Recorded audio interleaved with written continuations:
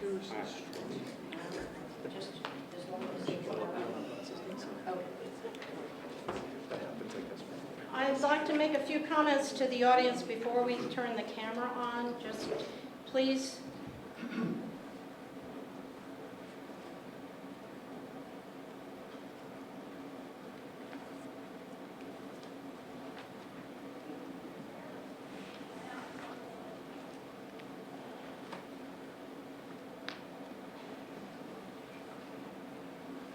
Hello, and welcome to the East Shore League of Women Voters Candidates Debate for the Board of Finance in Guilford. I'm Elise Lowe, Secretary, Voter Service Chair of the local league, and we represent Brantford, North Brantford, Guilford, Madison, Killingworth, and other shoreline towns to the east. The league is a nonpartisan political organization that was founded in 1920 for women, and we began welcoming men as full members in 1974. We seek to increase the involvement of citizens in their government by offering educational events such as this debate. Our format for this debate will give each candidate equal time, normally 1 minute, to respond to each question with a 30-second rebuttal offered. The order of their seating was determined by draw prior to our opening, and they will rotate going first as we proceed through our questions.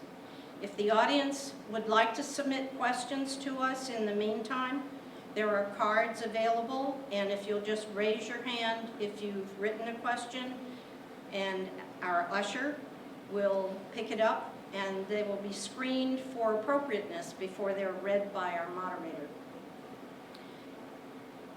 Now I'd like to introduce our moderator, who comes to us from North Haven, outside of this voting district, which is a policy of our league. Ilona Vashnis, she's a member of the Hamden North Haven League of Women Voters. Thank you. We will start by asking the candidates to introduce yourself and to state your qualifications to serve on the Board of Finance. Mr. Ailes. Start right now, right? Right. Okay. My name is Mike Ailes. I'm a 39-year resident of the town of Guilford. Prior to serving on the Board of Finance, which I've been serving on for 8 years, I was vitally involved in the Standing Building Committee, the Historic District Commission, and several other liaison boards. I grew up here. I went to the school system here. I raised 3 kids in this community, all of them through 8th grade. My profession is as an architect, and I work in Bridgeport, and that is my answer. Mr. McKenzie. Hello, everybody. Thank you for having us. My name's Ken McKenzie. I, too, grew up here in Guilford. We moved here 50 years ago. I left for a while to do some work in New York City and lived in Greenwich at the time. And I moved back here and bought my first place here in 1997, so 17-ish years ago. I, too, have 2 kids in the school system here. My biggest qualification is that I'm deeply passionate about the town. Some of you have probably seen me around other activities in the past couple of years. Professional qualifications, I'm an economics major from Wesleyan University. I'm a chartered financial analyst, which is a 3-year program to attain that status.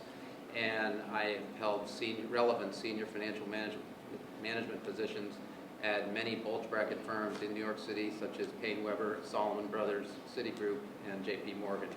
I am very well qualified for this position, and hopefully I'll be helping you in the future. Thank you. Mr. Trump. Well, I didn't want to come after my running mate's long resume there, which is very impressive, but I also bring to the table some experience in my educational background. I went to George Washington University, and I did have a double major in economics and finance. I worked briefly for some financial firms where I did some portfolio accounting and was a stockbroker for a long time. But since that period, I've mostly been in the IT industry. I've been an IT consultant, worked for various companies along the way, probably most notably GE, Pratt & Whitney, Sikorsky Aircraft. I also feel that I'm qualified because just running a household budget. I think all of us who live in Guilford know how hard it is to consider which bills are important and what the priorities are. And I think having some common sense about budgeting is important. Thank you. Mr. Howitt? Thank you very much, Lona, and thanks to the League of Women Voters for hosting this forum.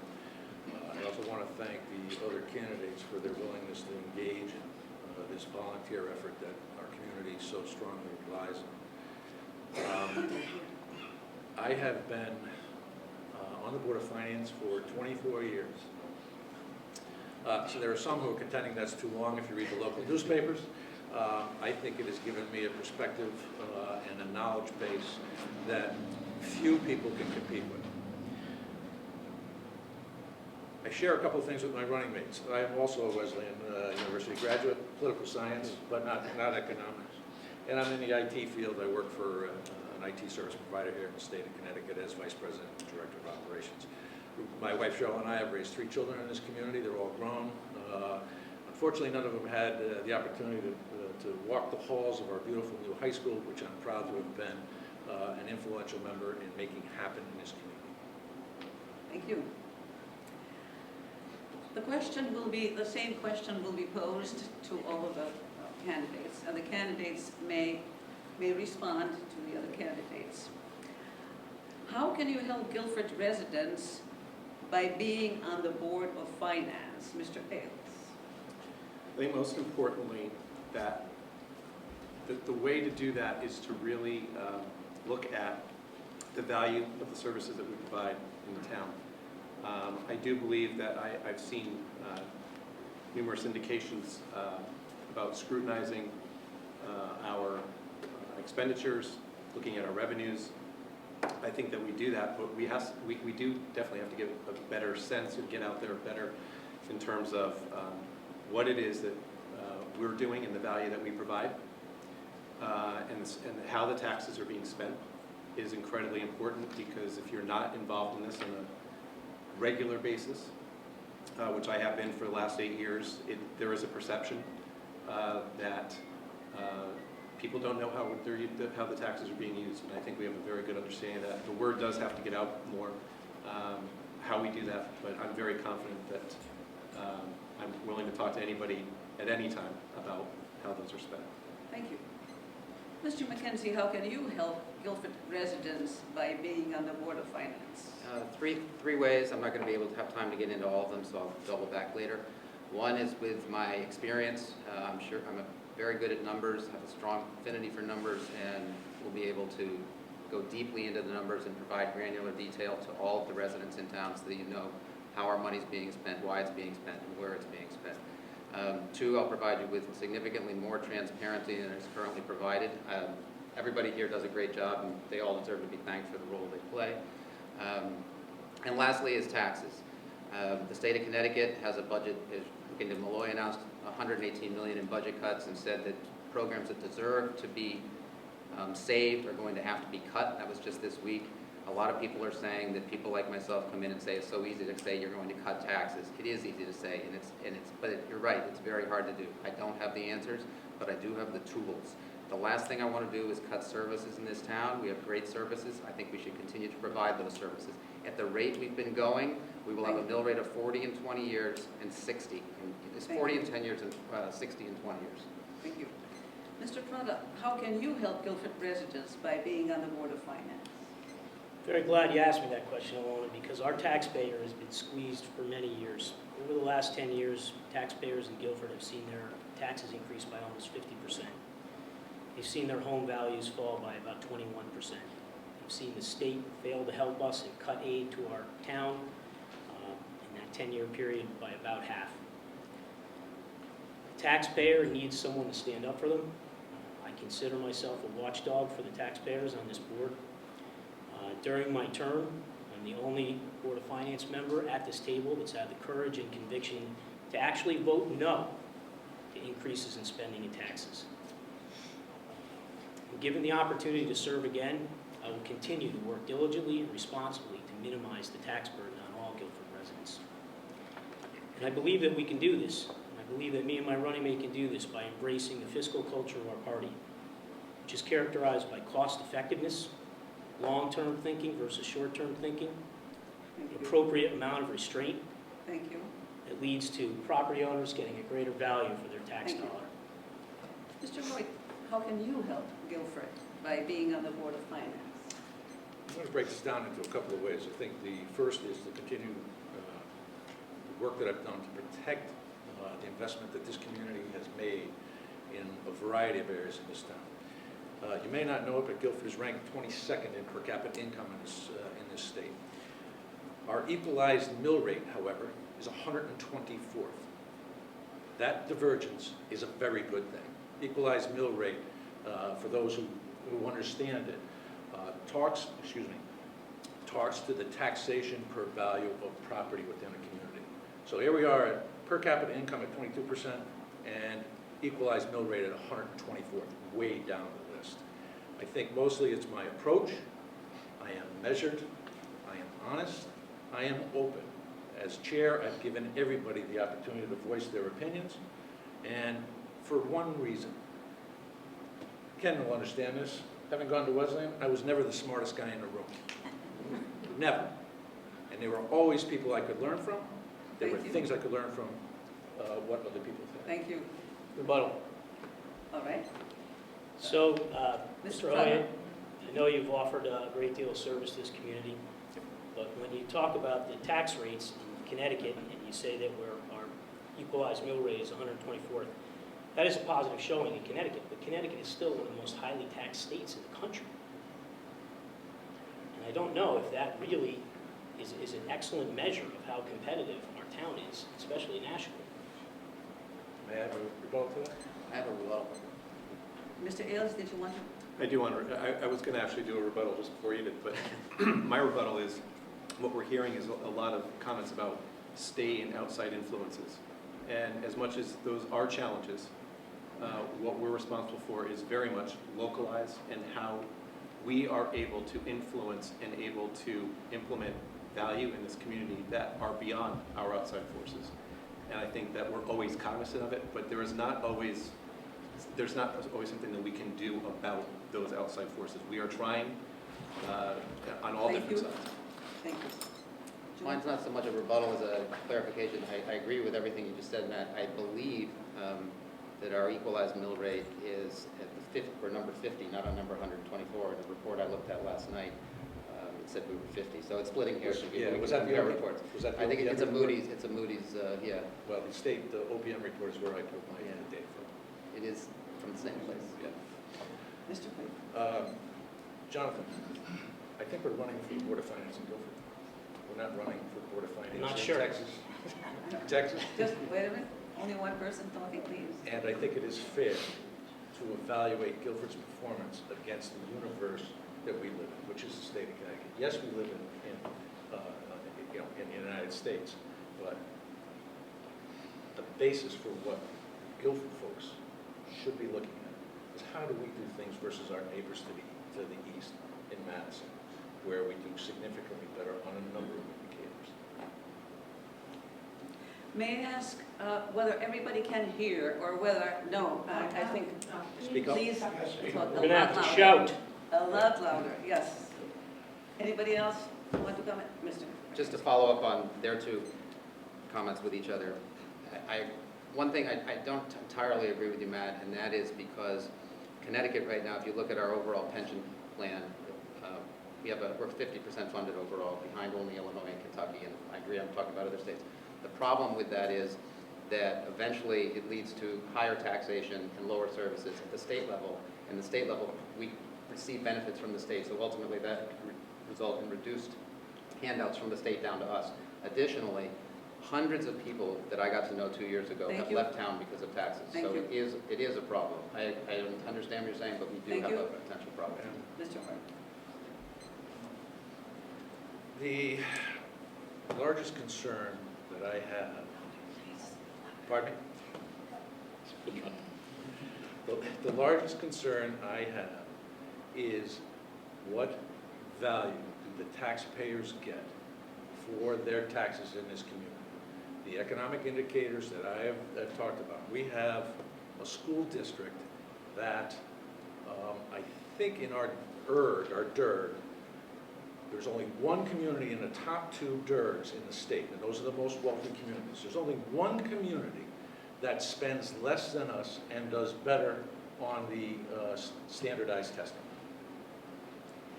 So without ever rejecting or revising a budget in the last 4-year term that I've been in, how do you think you helped to us arrive at this tax rate that you feel is at least competitive among our Connecticut towns? Is I'm sorry. our question, are we going to be entertaining No, questions? we will, no. From each other? This will be it. This will be it. We'll go to another question. Jonathan, could you repeat that for me, please? So in the last 4 years, in your tenure on the Board of Finance, you haven't rejected or revised the budget. So how do you think you may have helped us achieve this equalized mill rate that's so impressive among other Connecticut towns? I think you're pretty much aware of why. Thank you. Let him answer. Yeah. Let him ask the question. I think you're pretty much aware of the answer to that. The subcommittee, No, definitely not. Yeah, the subcommittee work that we do as a board with the Board of Education and the Board of Selectmen, where we work through the budgets, we know what their pressure points are, we know where their priorities are. By the time a budget gets to us, we've had a hand in it. We have influenced those Okay, budgets. this is, stop please. We will go to another question now. How can we minimize the tax burden on Guilford residents and still provide necessary services? Mr. Ailes.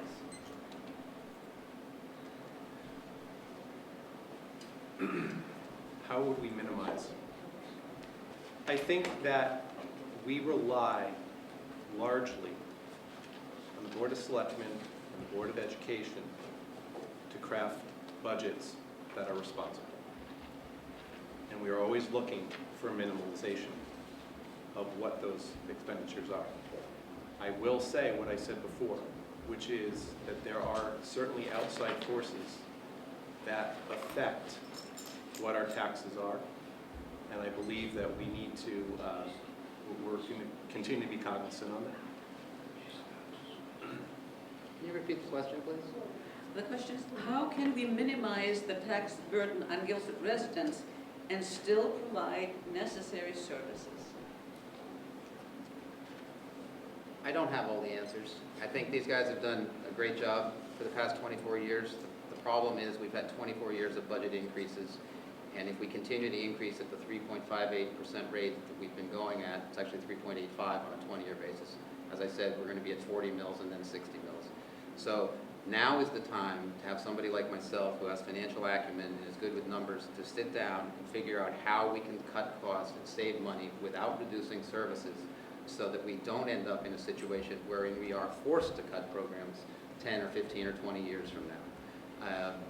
I go to the meetings, I read the reports, I see the warrant reports. I have millions of questions. Why do we capitalize versus expense? Why do we buy new instead of used? Who are the suppliers? Why do we have no bid contracts? There are a gazillion questions that go on that I would like to have significantly more detail to. Maybe these guys have done a perfect job for the past 24 years, but just maybe they've missed something. So all I offer is a fresh look and a new face to a process that has clearly been, Thank you. Thank you. systemized. Mr. Prada, how can we minimize the tax burden on Guilford residents and still provide necessary services? Boy, am I glad you asked me that question.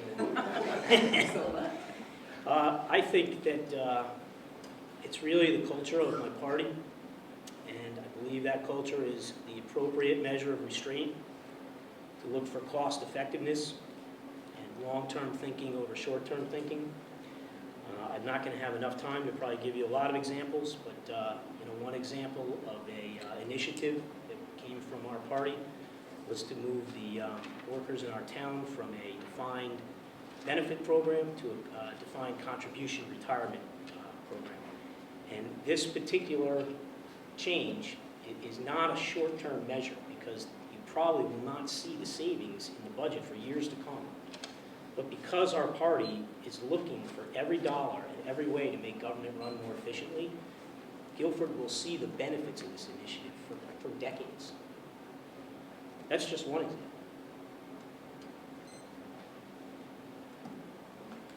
All right. Mr. White.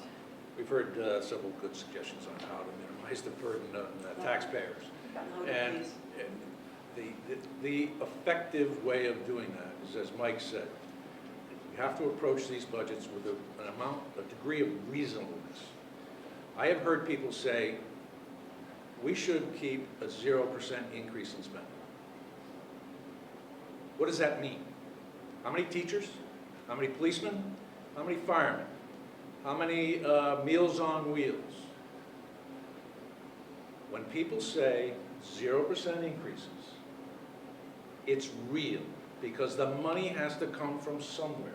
And I haven't heard the loyal opposition clearly illuminate what impacts they're willing to live with versus what they think the rest of the community would live with. It is pretty easy to say, we don't want to spend any more money. The reality is, finding that money and cutting it and not affecting services Thank you. is impossible. Well, Thank you. so I hear this argument all the time from our Democratic Party representatives that as soon as we want to try and control fiscal finances, that automatically assumes that we're going to reduce services. I don't think it's true. I think it's malarkey. I think most of the arguments have been about expansions in spending and not about current services. Thank you. Does anybody else want to add anything? Mr. Hoyt? Jonathan, are you familiar with the cuts that have, the personnel cuts that have been made by the current administration and the previous administration in terms of resources in this community? Are you familiar with the cuts that have been made at the Board of Education in terms of staff over the years? The appropriate measures have been taken. The work has been done. There have been cuts. The increases come from the fact that we have budgets that are largely composed of personnel costs. Thank you. 70% of the Board of Education is salaries, Rebuttal. add another 10% for benefits. Rebuttal? Mr. Trotta? So I don't feel that way in my party. I feel that we need to diligently work for the taxpayer, always and ongoing. I don't feel that because some cuts were made at some point that we just lay and be complacent with the budgets and accept them year after year. I think it's important to question them and to find every bit of value we can for each taxpayer. Mr. Ailes? My rebuttal is simply this. I keep hearing party, party, party, party, and that's part of the problem. Is that this community works in an incredibly collaborative way. We are always working in a bipartisan manner. So, yeah, you could claim the party as much as you want on either one of our sides. But the point is that all three boards have been working together. And it's both Republicans and Democrats that have been agreeing to the budgets that we've been coming forth with, and how we're trying to minimize taxes and how we're trying to have a lot of value to them. If I can make one more comment, I know it says stop, but twice I've gotten stopped at my 30 seconds, and it throws me off. I am a little nervous up here. Well said, Mike, well said. So just be cognizant of it. Thank you. Please, Mr. McKenzie. The only point I'd like to point out, Matt, is that, as I say, I offer a fresh perspective. And when I hear you use the word impossible, that makes me pause because I don't believe it's impossible. So I appreciate what you're saying. I believe I believe everybody here has Guilford's best interests at heart and have spent a lot of time and dedicated a lot of energy to making the town what it is today. But I don't like to hear the word impossible. I don't like to be labeled as somebody who's going to cut services and programs. Like I say, I'd like to have the opportunity to have a look at the numbers and just see if maybe there is a possibility. Well said, Ken. Mr. Hoyt? Ken, please don't confuse my statements about people making statements like that attributed to you. Please speak to the audience. Okay? You have not made those kind of statements in the past. And I do want to talk to the culture of a party. And my due apologies to my good friend Joe Mazza in the back. During the first 4 years of the Republican administration, his first 4 years, the aggregate the spending increase for the Board of Selectmen was higher than the aggregate spending increase for the previous 4 years of a Democratic administration in the first selectman's office. I'm not sure what party of culture you're referring to. Thank you. Rebuttal. That will be the last rebuttal. So this won't be much of a rebuttal because I agree with you, sir. The numbers show that the Board of Education has done well and they have had very moderate decreases in their spending, and so has the town.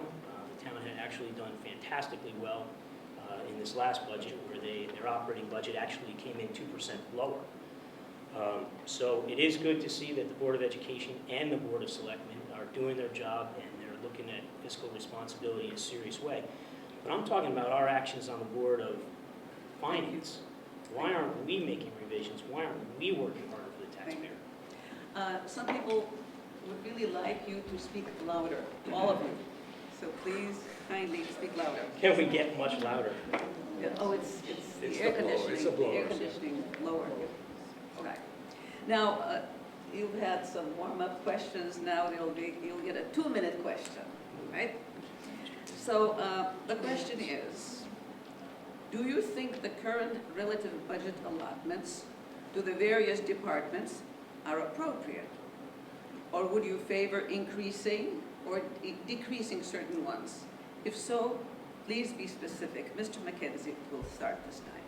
I'll be honest, I don't have enough granular detail, and I haven't spent enough time looking through the individual departments. I have a pretty good idea of what all the numbers are, but I certainly haven't come to any conclusions as to whether it's fair or whether the money's being spent accurately or wisely.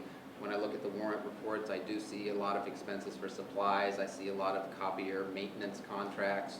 I see costs being spent out to Washington and Michigan and Hartford and Branford and Massachusetts, and I wonder who's keeping track of all the various expenditures and whether we lump them all together so we know where our money is going.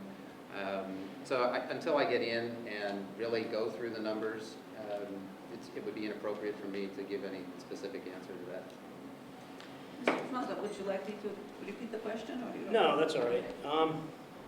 So this is a very difficult question. This is the matter of business for the Board of Finance. And our Board of Selectmen and our Board of Education is faced with difficult choices, choices about what's nice to have and what's really needed, even with the allotments they have. And are there areas that we could do better? I do think there are. The degree of difficulty to change appropriations is high. For instance, I don't really think we could have this discussion without talking about public sector wage inflation, which is driving about probably 60% of our increases. It would be important to talk about the condition that the first selectman took office in as far as the age and condition of equipment that needed to be purchased. And I do think, though, there are techniques that will work to improve our budget, and some of them go back to the strategic thinking that I think my party has. One unusual initiative that our party has tried is to fully fund pensions. They've taken the actuarial's calculation and fully funded the pension, and what they found now in subsequent years is that the contributions are now not as high. Obviously, this can't be counted on year after year, but I'm sure glad that our party is looking for ways to save money and to make it so that appropriations can go down. I do want to say a little bit to the workers in our town who work very hard. I think the stereotype is ridiculous. I see these people working at night. I see their activities consolidated with other people after what happened to our economy. I see them working very hard. But at the same time, I need to contrast that the private sector is also working very hard. And in the last decade or so, they've seen their real wages decrease, while the public sector has seen their wages increase, not historically by any extreme. But in contrast, I think our workers need to realize that Thank it's a you. difficult time for everyone. Thank you. Mr. Hood. I think I have to answer that original question. I'm pretty comfortable with the departmental budgets. I would not have voted for that budget last March when we sent it to the voters. Can I quibble with some line items in some of those budgets? Absolutely. We're talking about an over $80 million budget. Are there some things that occasionally could be tweaked one way or the other? Yeah, but this board is not a policy board. We do not dictate to the Board of Education exactly how they spend their money once they get their money. We are not a policy board that says, well, the police department should be buying this kind of bulletproof vest as opposed to that kind of bulletproof vest. It just is not It's not what we do. We can ask questions like, geez, why are the replacement salaries for the police department a lower percentage than the replacement salaries for the fire department? Those are the areas that we need to spend time working on. Those are the questions that I've been asking for years. So I think at this juncture, town management has been very strong for a number of years. That's both Democratic and Republican administrations. And the Board of Ed, I quoted you some numbers earlier on what we're doing. You always talk about return on investment. Our per pupil expenditures for the results that we get are terrific. Rebuttal? Is the Should I answer first? Oh, I'm sorry. I didn't say pass yet. I could. I'm glad Matt has all the facts All right, because. no, I guess, I Kid- didn't see the stop sign, I guess. Is this Mr. taking, is this Ailes. coming out of my time? Yes. I got 2 minutes, right? Yes. No, my answer will be actually fairly brief. To say that the department budgets are fair, absolutely they are, because they should not be, in my mind, they should not be micromanaged, as Mr. Hoey said, to an nth degree. There are a lot of experts that are in those departments. There's a lot of experts that are on the boards and the commissions that are involved in helping craft those budgets, for example, Public Works. Again, I want to state, there's a lot of collaboration, and I think it's not so much are they fair or should things get cut out, but are there priorities? Yes. I have to give a lot of credit to the fact that there was a 5-year capital plan that was developed and has been instituted and has been really implemented over a period of years that have prioritized some of these issues, the equipment, facilities, everything else that we've needed, that over a period of time they get older. Unfortunately, in a lot of ways, not only was there maintenance issues that came up, but also it's just age. It's just this typical age of any type of equipment, as we all know in our own homes, in our facilities, they just simply age. And when they all happen at the same time, that can be very difficult to manage. And I do give kudos to the 5-year capital plan that also the Board of Ed has started to do now too, and they've been looking at it very strongly. So I'm not a strong believer of micromanaging every line item. I am more looking at a big picture, looking at why certain things happen as opposed to what it is you're spending it on directly to the nth degree where there's a $10 expenditure on a warrant. Rebuttal? So I take a little bit of task with the term quibble. Did you? Still 30 seconds? This is coming out of my time. All right, go ahead. No, I do take task with the term quibble, and that these are not important items. Obviously, fully funding pensions is important. It's an obligation of the town. I think that benefits is one of the largest expenses in our budget, and it's extremely important to talk about how we're going to handle benefits going forward. I think we've addressed retirement accounts, and that will soon be addressing health care. I take a little task with that word quibble because even small amounts can add up, and I think it's important to look at every dollar that's spent for the taxpayer. Anybody? All right. Then we'll go, let's see, we are, yeah, okay. The next question then, we'll go back to 1 minute. And that is, how can you balance the need for economic development to increase the tax base with a desire to preserve the essence or character of Guilford? And Mr. McKenzie is the first one to answer. Well, I went first last time. Yes. Oh, I'm again? Okay, great. You want that redraw? Can you repeat that one more time, please? Yes. How can you balance the need for economic development to increase the tax base with a desire to preserve the essence or character of Guilford? Well, I think based on my recent experiences that there's probably, nobody will argue that I'm interested in preserving the character of Guilford. With regard to economic development and how it affects our tax base, we have always been predominantly reliant on residential property taxes. That is not going to change. If that ever changes, then I think we will have drastically changed the character of Guilford in a bad way. We do have some new things that have come on, the 66 High Street, the rock pile. It's, at best, I think we're gonna get $90 million out of it. You know, I'll be surprised if we get 60 million valuation out of High Street and maybe 30 out of the rock pile. They don't have fancy equipment. We've got this potential thing going on down at the dock down there, which I think has the potential to disrupt the character of the town. I hope we spend a lot of time and scrutinize it, because I'm worried that it will fall under the guise of a research facility, which will not be taxable. So I'm all in favor of business taxation to mitigate reliance on us, but it's a complicated issue. Okay. Mr. Trout, So same this question. is a hugely delicate issue. We represent all of Guilford residents, and they have varying views on this topic. Some important things to remember, though, is about 92% of the taxes are on the shoulders of residential taxpayers. So when we do have a reasonable amount of development, it does ease the tax burden to some degree for residential property owners. I'm a big believer in property rights. People buy property, they want to be able to do what they want with it within reason. So it is a difficult issue. I am for a amount of measured and responsible development. I think it'll help the community. I think some of the tax dollars that we'll see from some of these newer developments will definitely give us a little positive wind behind our back for a change in terms of balancing budgets. And I do think that the spaces that we were talking about in some of the most recent developments were fairly appropriate for commercial property. And I think that many residents across the broad spectrum would agree that they are appropriate places for Thank you. development. Mr. White?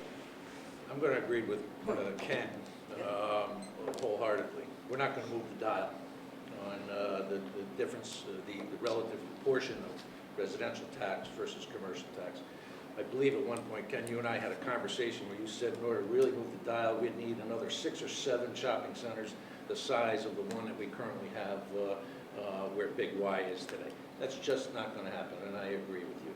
So what does that mean for economic development? And by the way, in case anybody knows, the Board of Finance has occasionally been accused of overreach in responsibilities.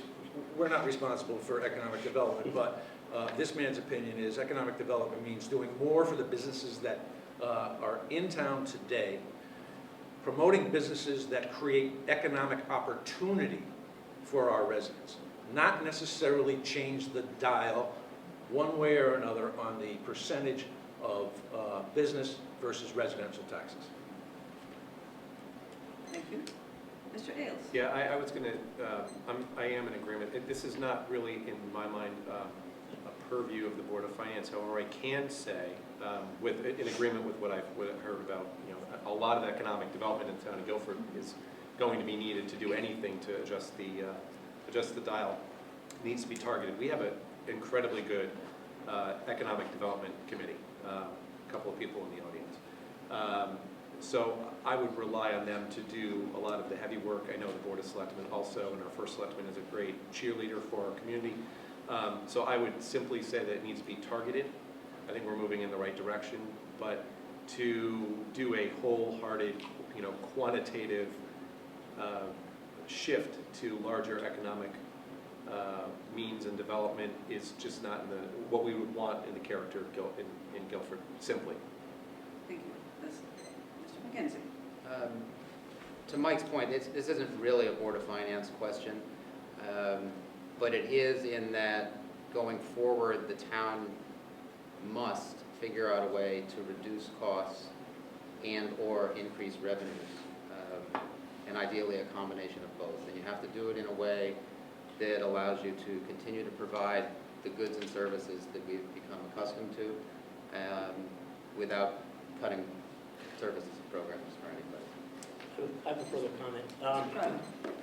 It's true that we don't have direct influence over regulations and some of the issues that affect development, but I think it is to some degree a Board of Finance issue, only in its repercussions. If you look at the last administration, they actually enjoyed a grand list that exploded in value, and this generated revenue that the town was able to use to balance budgets and to cover costs. The current administration has been struggling in this economic climate against a grand list that's basically been frozen. So the Board of Finance definitely feels this problem when we see how expenses and revenue went up. Thank you. Anyone? A reminder to speak louder again, please. The next question is, do you think our rainy day reserve fund is adequate now? If not, what level should it be? Mr. Crowder? So the rainy day fund, there's a little bit of conflict there. Everybody seems to want to take some credit for running this rainy day fund down, running it up. Let's talk first about the whether it's at the right amount right now. I believe it's around 7 million. I think we're very close. We've gotten our AAA rating back from Standard & Poor's. I have been reminded, however, that we do not have our AAA rating yet from Moody's or Fitch. So it's possible that we may need to take some of our surpluses and continue to restore this fund. I am a little bit taken back about some of the rhetoric that's happened during this campaign about who's responsible for that. I think the responsibility is definitely in the Republican Party-led Board of Selectmen. I look back historically at the pattern for this particular fund, and I see that it was built up during Republican administrations and then it was drawn down during Democratic administrations. I do think this is an important fund. I think we need it for emergencies, and we need it to retain our AAA rating. Thank you. Mr. Hoyt? I'll go to the first question, which is it an appropriate level? Yes, I believe we're at about 8%. For years, the analysts, the bond houses, the rating agencies, et cetera, have said 5 to 7% is a reasonable place to be on a rainy day fund. The issue about getting it much higher than that is that those are taxpayer dollars taken out of the system. We tax people to have that rainy day fund, all right? We start getting, there are people who talk about having 10 to 12%. I think that's unfair to ask the community to put that amount of money aside for a rainy day fund, particularly when most of the uses that we would have where we had emergencies would be of a capital nature, all right? And would more than likely be bonding. We can talk, I don't know, I don't have much time here. We'll talk a little bit more, probably in a rebuttal, about the pattern of the use of the undesignated fund balance over the last 30 years, not the last 6. Time is up. Thank you. Okay. Mr. Ailes? I do believe it could be better. I think it's healthy. I do think it could be slightly better, and the reason I say that is because we are in fairly good times comparatively to 5-6 years ago. The issue I see is that everything is cyclical, so this is not going to last. I could tell you that in about being in the construction industry, in 5 to 7 years, it's going to drop again. We're going to have issues again. So we need to make sure that we have a healthy reserve and a rainy day fund. That is, because you know what? We will draw down from it again. It is a pattern that happens, and it doesn't matter what party it is. It has happened on both sides. And one of the things that I do remember several years ago during the toughest times is that there was a meeting by all 3 boards that decided we are going to build up our reserves. We are going to build up the rainy day fund. This was no particular, again, I'm saying it again, not a particular party. It was both parties working together to do that. Thank you. Mr. McKenzie? I think it's important to have a rainy day fund. It brings up another issue specifically now with regard to transparency.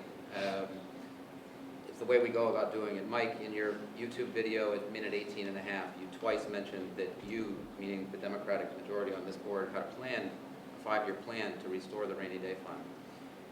If in fact the charter, section 6.4D and 6.6A, grants you the authority to do this, which is a little vague, but to me it implies that it does. My concern is that the voter was not told about this 5-year plan. I'm all for having a rainy day fund. I'm for transparency. I want voters to know why we're taking their money and what we're doing with it. I think Joe's explanation, to me, is the best one thus far, meaning I don't think anybody can take credit for this rainy day fund. I think the credit goes, as Joe said in his monthly letter, it goes to the department heads that have done a great job with their various departments in maintaining costs and expenses, and so we've had surpluses in the various areas. Rebuttal. Rebuttal. I think I called first. To go to that point, It's about transparency, and I congratulate Joe for doing that, for actually putting word out to the papers. But our meetings are televised, we have minutes online. Yes, I mean, I can't reach 22,500 voters and say, and nor can anybody in this community reach everybody and say, this is what our plan is.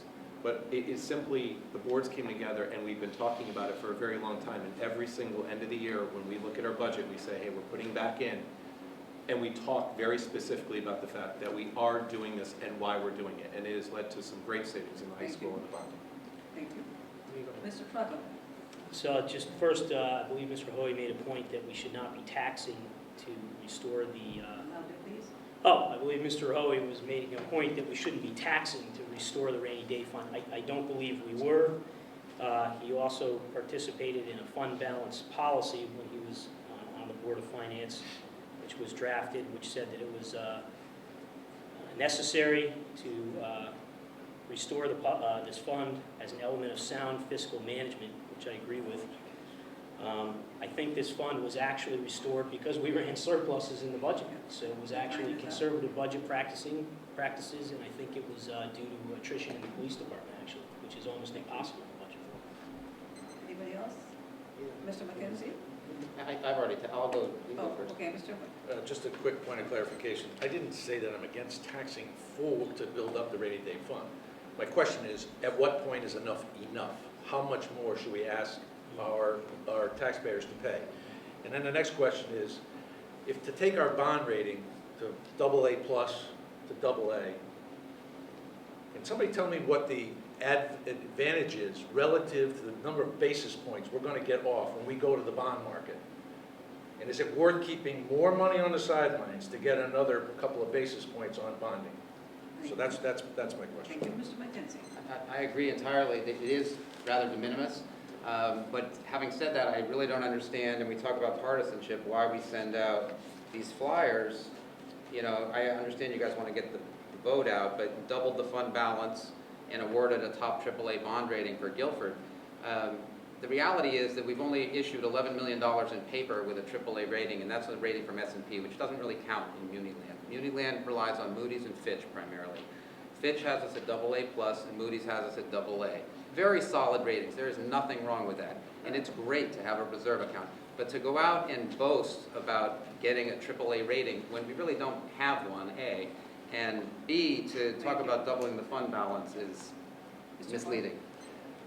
We do have a AAA bond rating from one rating agency, okay? So we do have one, and I think the first selectman in the back was looking a little scared at that comment.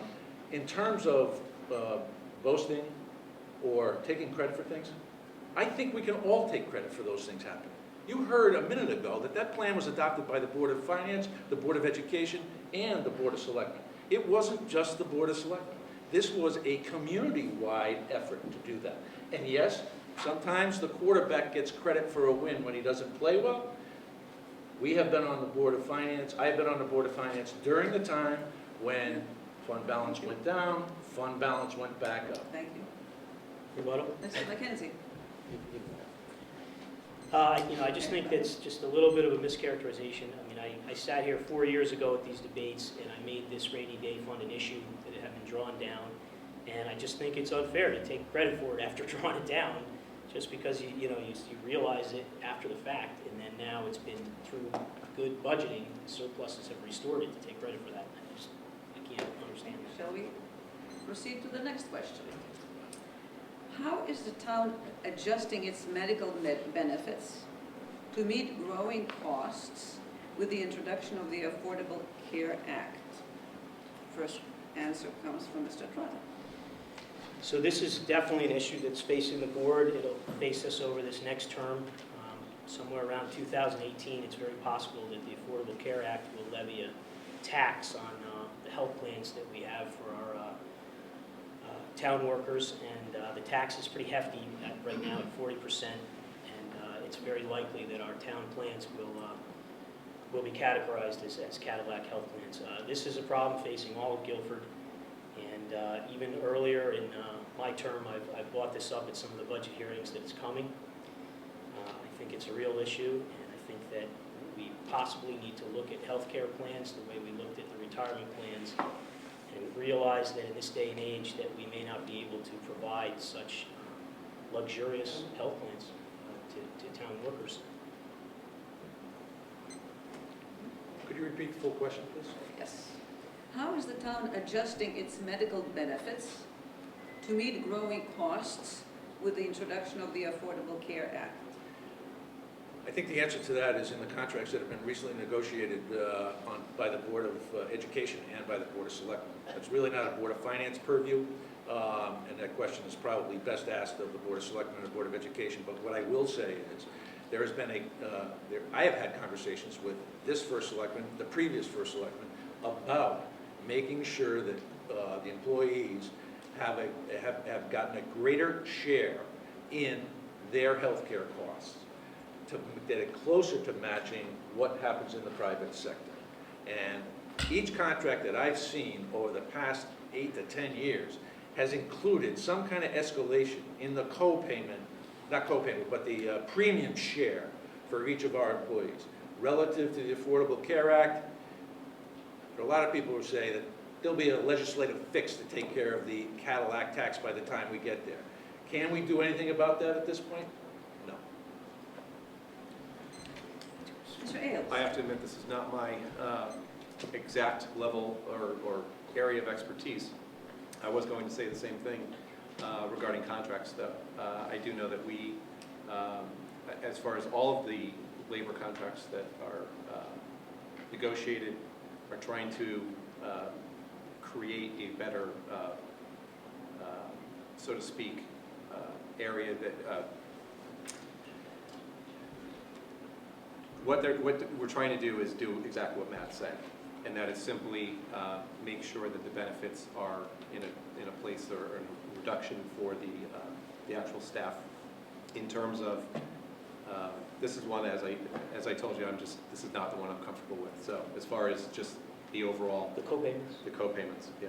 So, but it's something that I know that we have had concerns with over the last couple of years, and it is a much healthier now, the medical benefits, and we're getting in a better place with that. Thank you. And Mr. McKenzie? I agree that it's not a Board of Finance question specifically. However, first, I'd be surprised if many of people in our system were going to be subject to the Cadillac tax. The threshold is relatively high. But more importantly, 27% of Guilford residents are over the age of 60 right now, versus roughly 16% for the state as a whole. And so we have an aging population which is going to require care. We know that this fiscal spending spree that we're on certainly isn't working at the state level or the national level. We're doing it here, and that we have not once in 24 years had a flat budget or a down budget. At some point, all of this has to be addressed, and we have to figure out a way to mitigate future potential problems. Joe addressed it when he tackled the pension plans, but we're not going to see the benefits of that for another 25 or 30 years until people roll off the system. But similar issues face us in healthcare. Bono? Thank you. Mr. Flood? So I agree with a lot that was said here, but I just wanted to clarify that I think that the Board of Finance is faced with some of these issues only because they take up such a large portion of our budget. I believe we spend about $15 million on healthcare each year, and we've already weathered a 20% increase, which was pretty difficult a year back.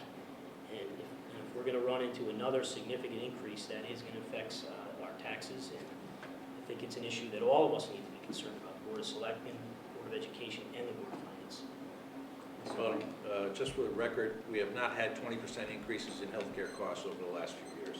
That has not happened. Mr. Check your Ailes? numbers. I think my rebuttal is simply this, is that we have a lot of experts in the town that are following this, and we rely incredibly on those staff members, which goes to my hesitation and blah, blah, blah, before that I didn't even know what I was going to say.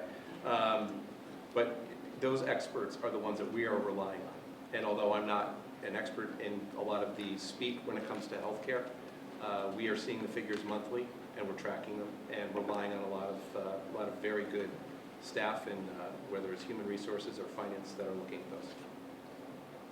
Thank you. Anybody else? Mr. Shaw. Let's go to the next.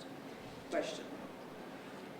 When should the town begin saving for the major infrastructure changes that will be needed to accommodate rising sea levels? Mr. Ailes? Would Mr. Hoey be, I mean, I'll start if you want, but I think, okay. I think we're doing it now. I think that, I think the full plans of resiliency and what we need to do started as far back as when I was a liaison to the Town Center South in 2004, 5, 6. Looking at what is the appropriate use downtown, what is the appropriate use on the coastal areas, and also issues very similar to what we're talking about now with the rainy day fund and unassigned fund balance. Yes, we have to build that up, but as far as the resiliency that we need and planning for that, I do think we are headed in the right direction for that. I think what exactly to do and where and how to save for it, I do simply think that we are doing that now. We are saving now. Can we repeat the question again, please? Mr. McKenzie, yes. When should the town begin saving for the major infrastructure changes that will be needed to accommodate rising sea levels? Well, I'm not sure what major infrastructure changes you are alluding to. Are you suggesting that the train tracks could be underwater in places? I suppose that is possible, given some of the predictions that are out there. I don't think it's incumbent on the town to start saving money to raise the railroad tracks. What I do think we can do is, with regard to housing, and there are regulations out there, is to make sure we don't build in wetlands, in places that are prone to flooding, make sure that the structures are elevated so that people are safe when we have these problems, make sure that roads are accessible, and have an emergency evacuation plan. Rising sea level is, I'm a believer in rising sea level personally. I think it is coming. I don't know that you can budget an appropriate amount of money to plan for rising sea level. We could be talking billions of dollars in catastrophe funding. So it's sort of beyond it's a problem that people need to be aware of. Thank you. Mr. All right, so Trevor? this is an interesting question indeed.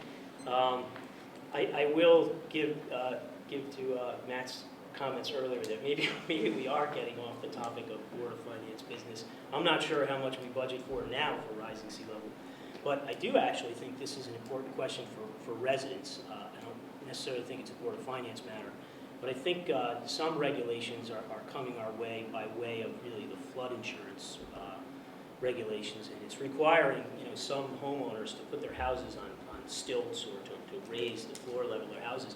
And this really does affect residents. It affects them very severely sometimes because although people will tell you, hey, these regulations are for your own good and I'm from the government, I'm here to help you, sometimes the amount of money it takes to do that is overwhelming for people who own houses near the shore.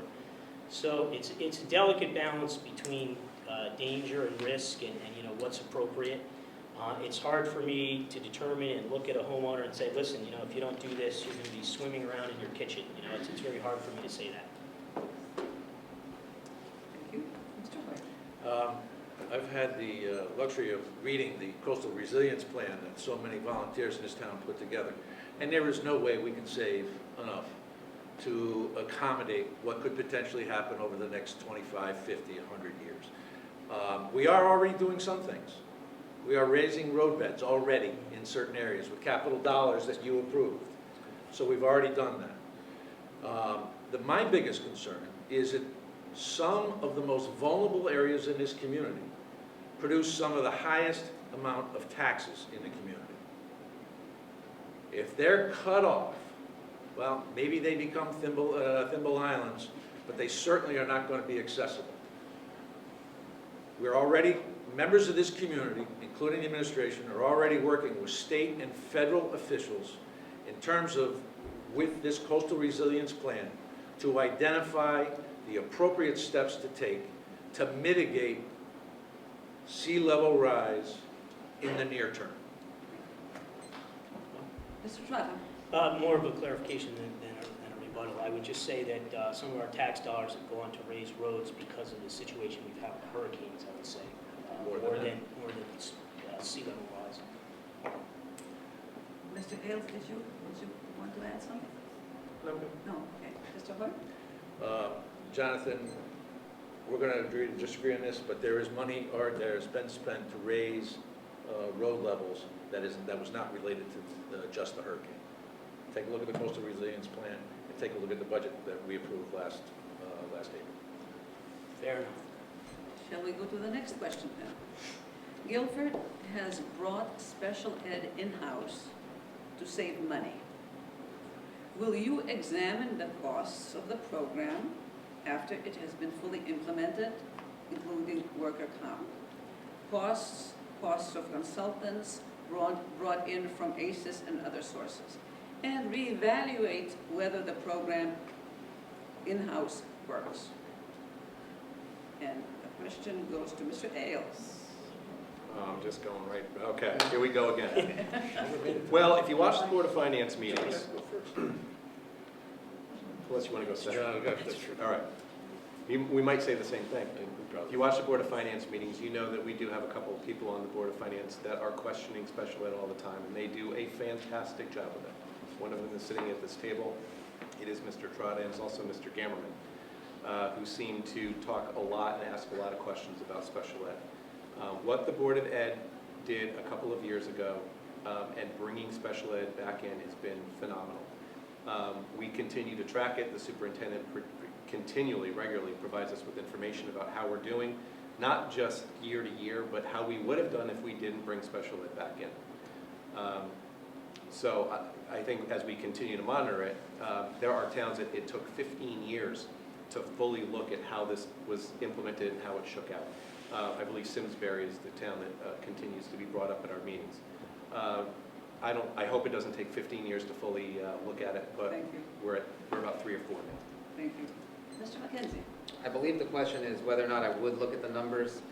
Absolutely, not with an eye toward cutting or changing or doing anything, only because I'm good with numbers and I'm a people person, and I would work with people that know far more than I do on the subject and ask what I deem to be intelligent questions based on what I read and see, and make comments and evaluations and proposals based on all of that. So absolutely, I would look at the numbers. I will look at every number I can get my hand on, not just with regard to special ed, but any number that's out there, I'll have a good look at it. Mr. Trotta? So this is a great subject.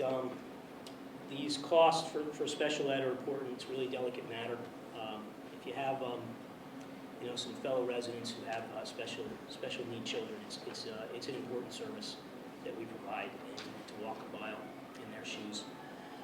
But because it is such a large expense, again, the town needs to be very smart about how they handle special ed. We did have some analysis come in. They did a report. They called it the Clinical Education Services Analysis, which I can't even believe I might have just said correctly. From my gist of this report, which is some very cryptic terms that Board of Education members kind of live and breathe, they said that we did have some capacity in-house that we weren't really utilizing fully. And they also said we sort of had a culture where we're always having students be outsourced. So we do realize that the outsourcing at least appeared more expensive than something if we did it in-house. So we did embark on an in-house project, and I guess the Bright Connections program would be the center of that for autism. And the verdict is yet to see how it's doing, so it is important to look back. But my hat is off to the school, the superintendent, Bill Bloss, the chairman, and our senior member Sue Renner for backing this kind of program. I think it was the right approach, but the verdict is not yet in about how well it's worked. Does anybody like to respond? I haven't even answered the Mr. question. He I haven't even answered the question. Oh, wait a You minute. missed one. Did I miss you? Yes, and I haven't answered the question first yet either. but that's He's the our first chairman, time. That's so you have to be nice to him. Please answer the That's a question. start. My sentiments are very similar to what you just heard. Ken is absolutely right. We would look at numbers. We do not make the decision of whether or not that's an effective program. That's the purview of the Board of Education. I'm not passing the buck. That is the purview of the Board of Education. And it may well be that these numbers come back and they are more successful than they were projected to be. In that case, my hat goes off to the Board of Education. Even if the numbers don't get to where they thought they were going to be, if they have provided value to the community, to the parents and students who are now being treated in district, and there aren't the windfall savings that we thought there would be, still my hat goes off to the Board of Education, because that's their policy-making decision, and they've taken a risk, and they, based on the best information they had, to provide a better product for our community. Mr. McKenzie? Just so as not to appear callous or cold when we talk about numbers, in looking at all of this, I may be incorrect, but I would like to think, we have a great school system. We have a new high school. We've got a terrific special ed program. We should be attracting lots of new families with kids, both families with and without special needs children. And that's great, and we want to encourage that. And hopefully, that in so doing, we're creating an environment which is better for all of us, and hopefully the state recognizes that so that we are being compensated for creating such an environment. And so I'm hoping that we get our commensurate, or perhaps larger than commensurate share of state funding. Thank you. Mr. Trotter? So, you know, I do feel like, again, this is a little bit of a Board of Finance issue, only in that we should not set policy, I believe, of course, but when we're looking at major programs that have major costs for the town, I think it's important, in order to keep a reasonable tax structure, that we do at least comment that, you know, maybe this program isn't cost effective, or maybe it is. I'm very hopeful that the new strategy will be cost effective, and it's actually in one of the programs that we expect to save taxpayers. Anybody else? No? All right. The next question then.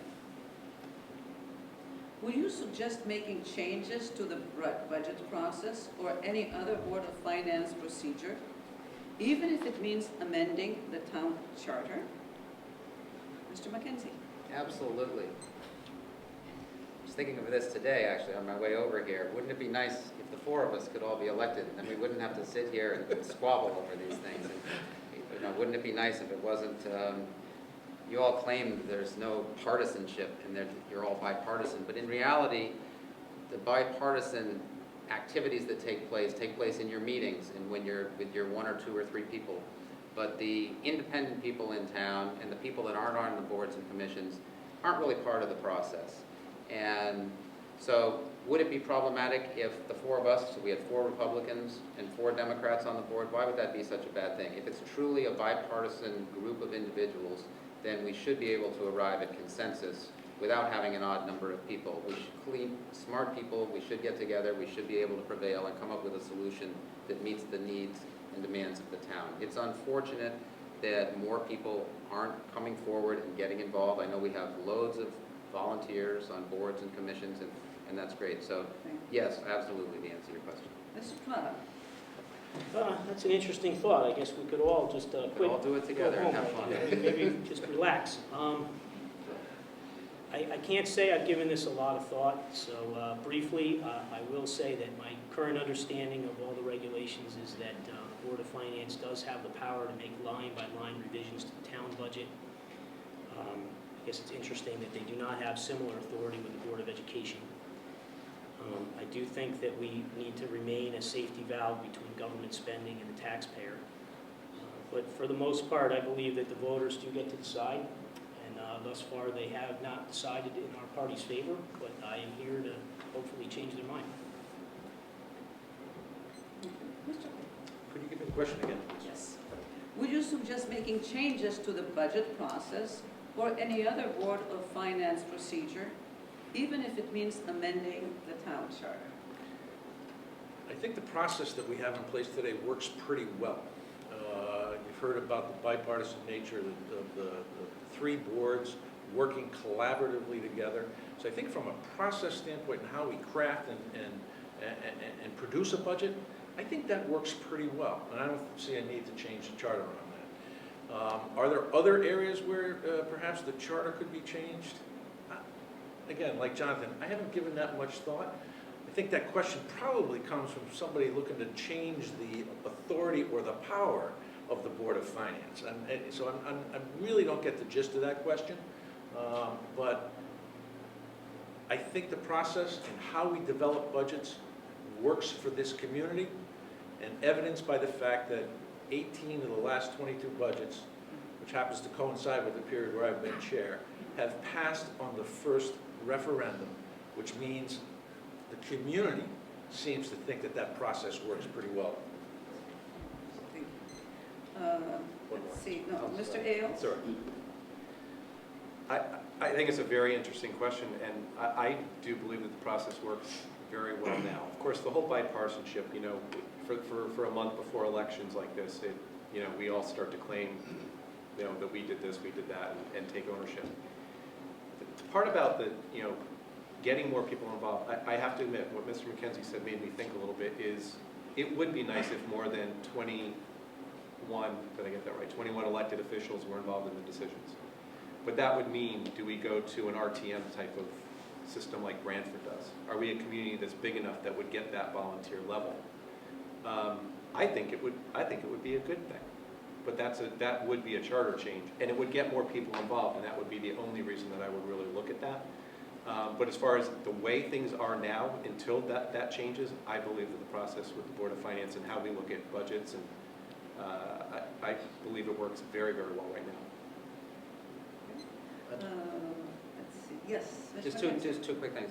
One, I don't know that I'd rush to say passing the budget on the first shot 16 times is a ringing endorsement from 18 times is a ringing endorsement, because voter turnout's quite low in these things, but I'm sensitive to your comment. And then specifically, I mentioned two clauses in the charter earlier today.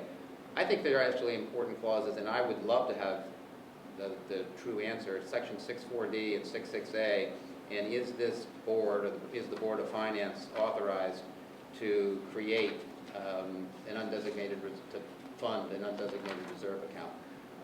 It's ambiguous to me. It implies that perhaps 1% of the budget could be so designated. Thank you. Mr. Ailes? Very quick rebuttal, and actually more of a comment. You know, to go to your point about we get very low turnouts at the budgets, we talk about that every single budget season. Every year that I've been involved, it's been, you know, why don't more people come out? What I hear a lot is because the community trusts us. A lot of people don't come out because they believe in their leaders. I hope that's the case. I seriously do, and that's why 81% or 83% don't come out. But I agree, it's too low. But until that changes, I would like to think that the community believes in us. I'd like to make just one rebuttal. I just agree with Mike about that. I think we live in a quite affluent community, and people are busy, they're enjoying their lives, and they do. They elect us, and they expect us to go and follow what they would like, and what, as our constituents, to vote accordingly and represent their ideas on the Board of Finance. So I do think that's why we don't have as big a turnout as we might. Although I think this is a problem, and I would like to see the public become more engaged in all public issues. Just come to some of our meetings. A lot of people think the budget process is not very transparent, but there's really about 20 meetings you can attend that you may not see on TV. Mr. I do want to talk about a potential change that may dramatically affect the way things get done in this community. Mike mentioned RTM. An RTM would mean that the voters don't get a chance to vote on our budgets. I'm not willing to make that commitment or that suggestion.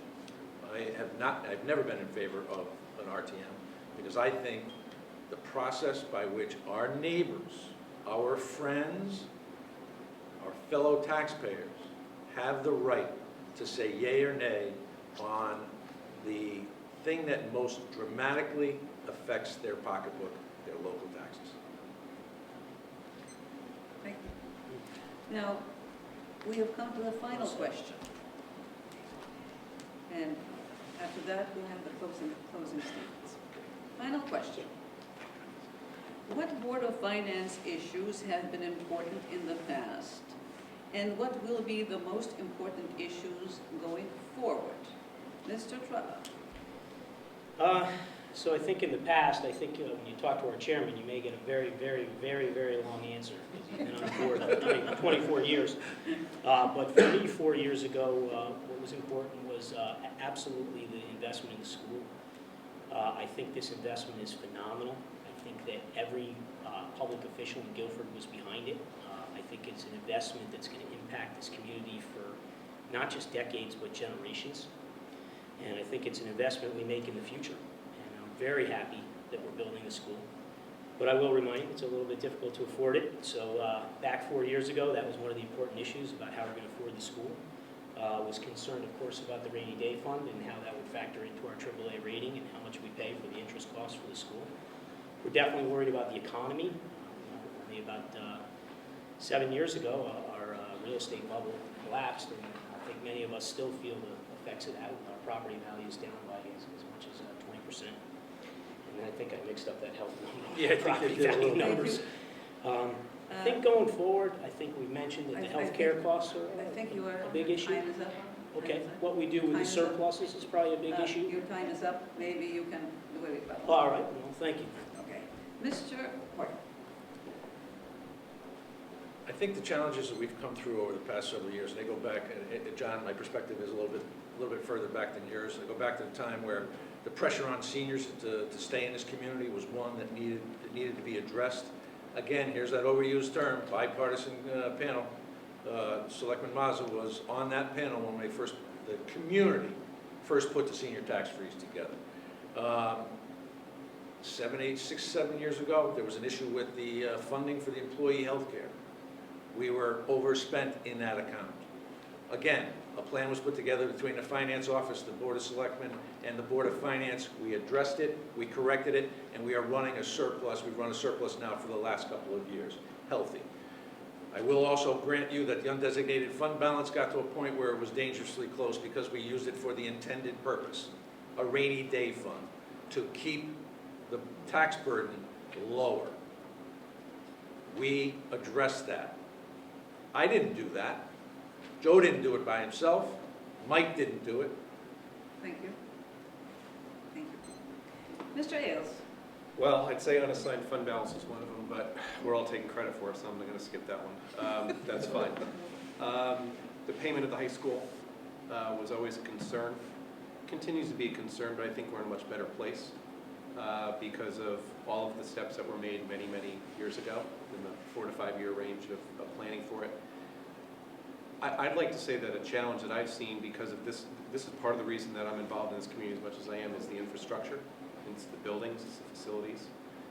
That is my expertise. That is my background as an architect. I understand infrastructure.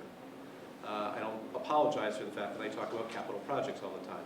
But when I see the amount of work that we put into the school system, into the facilities and the infrastructure, it is very impressive. It is not done.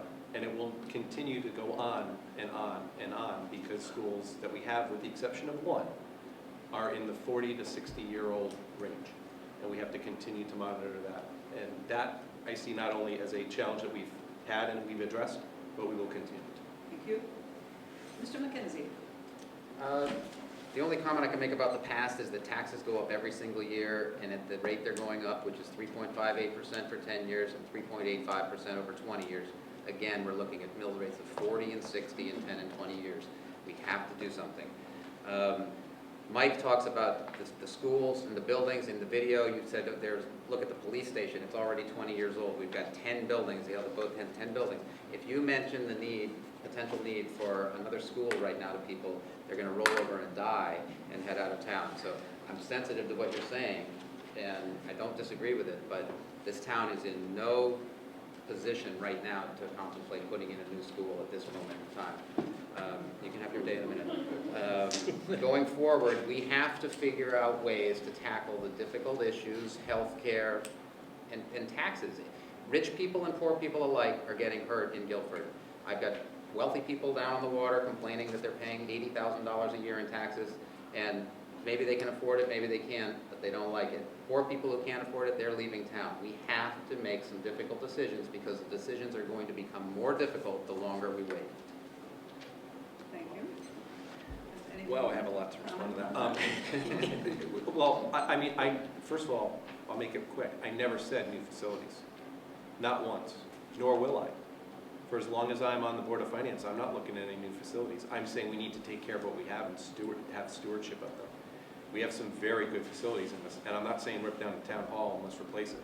I'm saying let's monitor and have stewardship of the facilities we have. We have a flagship building that is going to be with us for a long time. Every other building here there's no reason why it can't be maintained and repaired and taken care of.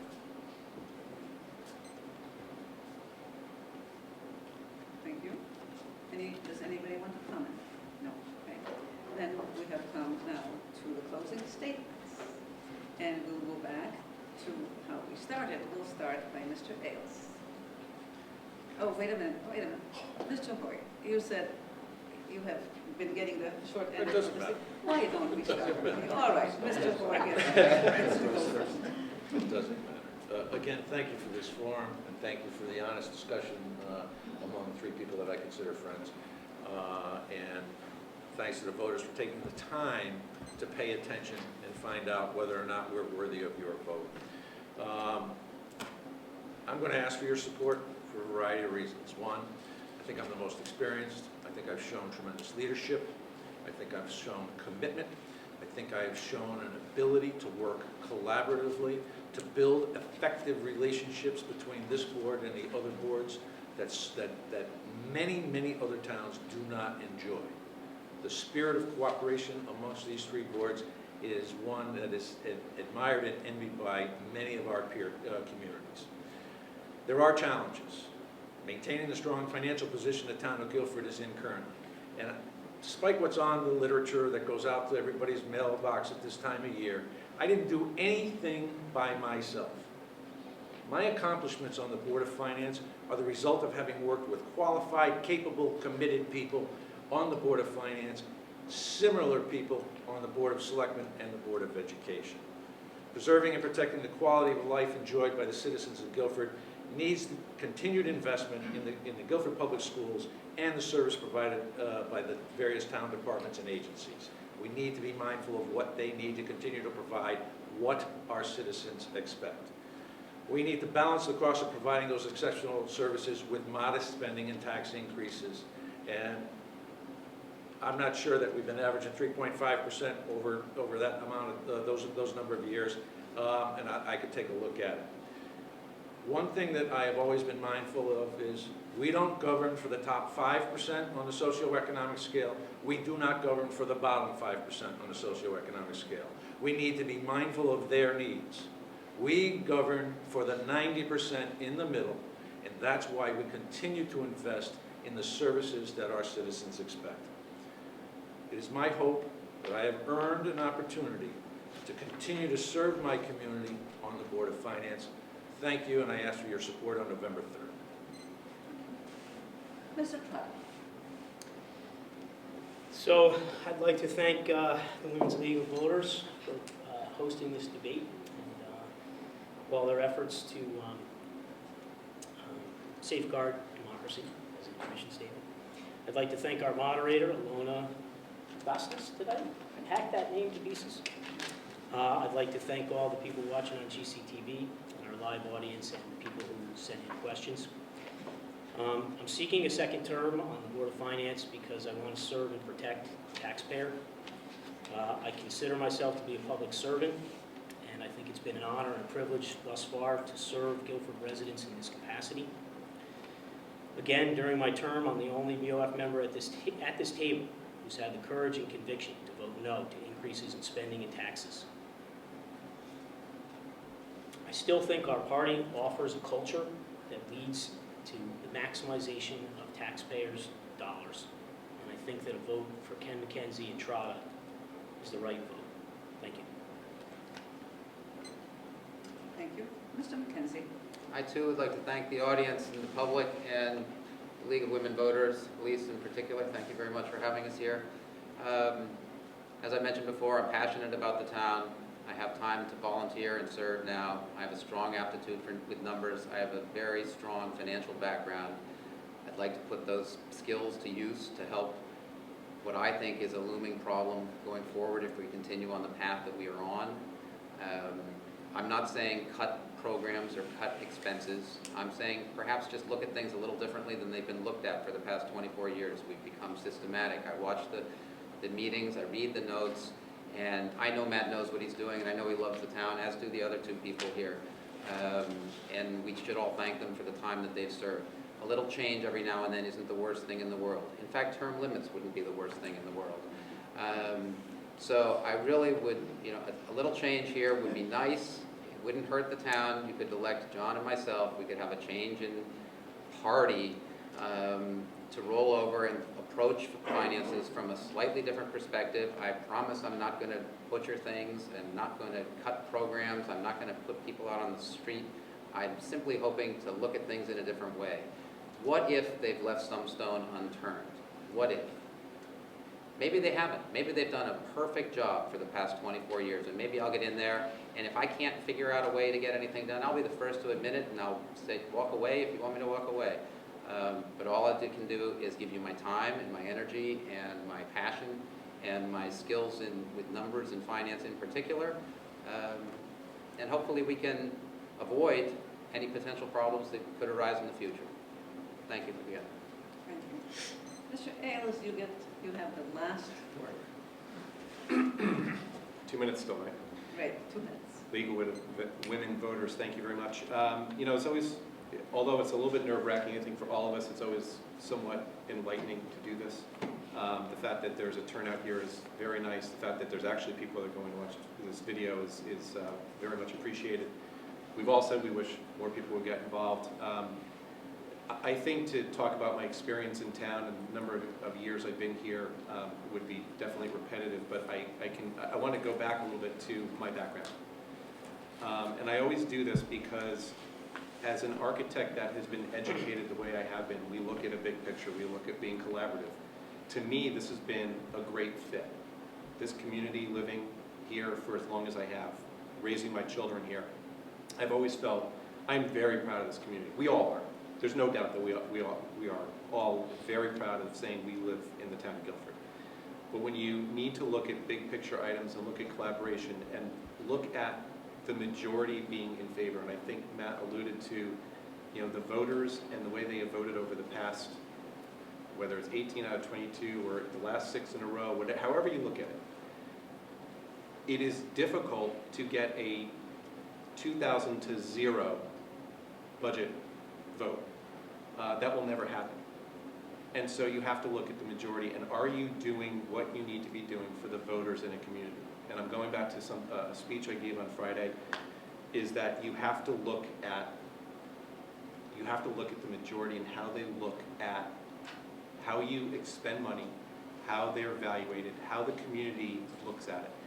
To me, it's justified that I'm in this position and others that are in the position, all of the other elected community members are doing this because not just we love the community, but because we're actually we're looking at everybody together as best as possible, because it will never be a unanimous vote in a referendum.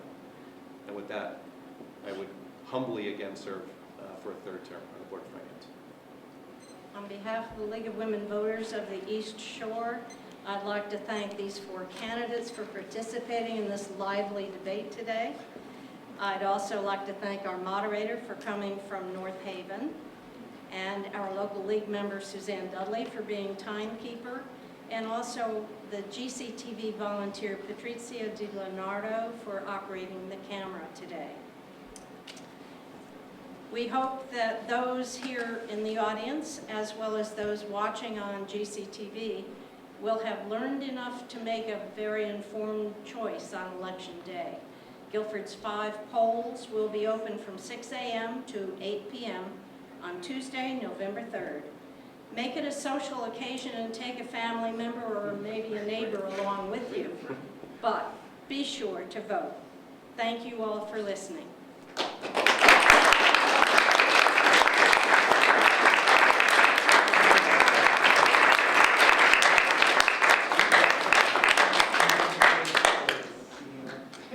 That's a wrap. That's a wrap.